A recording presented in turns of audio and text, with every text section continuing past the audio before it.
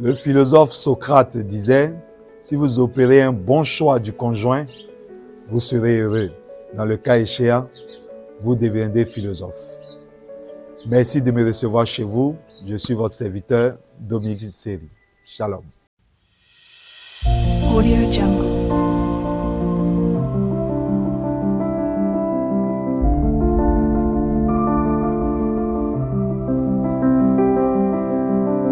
Audio Jungle.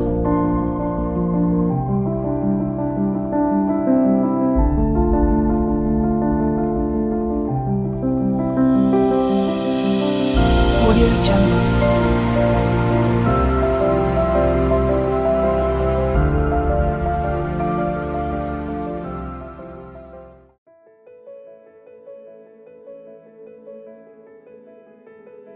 Que vous soyez actuellement marié ou non, en couple ou en solo, ne commettez pas l'erreur de faire de votre foyer, présent ou à venir, un tribunal où votre conjoint est permanemment accusé. Ne commettez pas l'erreur de faire de votre foyer, présent ou à venir, un ring où votre conjoint est permanemment asséné de coups, d'insanité ou d'injures.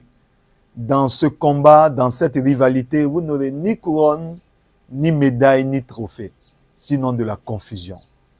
Si vous aspirez à vivre le bonheur conjugal, rechercher la paix et la poursuivre n'est pas une option, c'est une condition sine qua non pour toute personne désireuse de vivre le bonheur conjugal.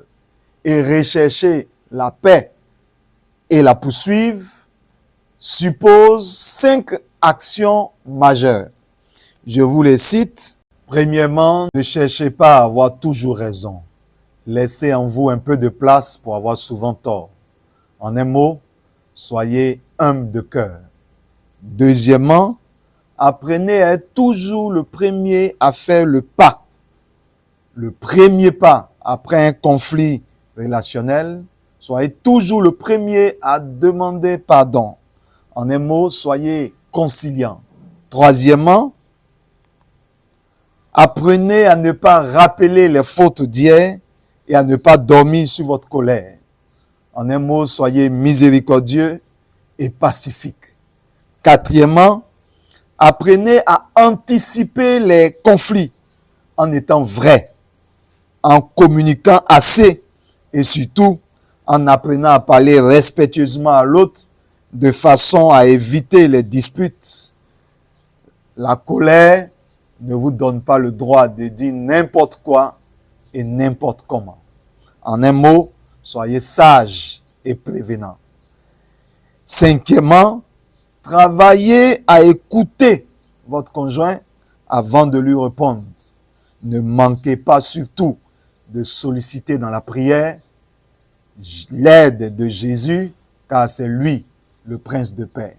Vous pourriez poursuivre cette exhortation ou ce partage dans le livre saint, dans la première lettre de Pierre, en son chapitre 3, le verset 10.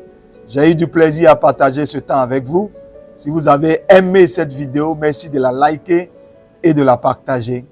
Prochain numéro, le samedi prochain pour notre rubrique mariage et définition, ou du moins comprendre le mariage selon Dieu. Shalom chez vous.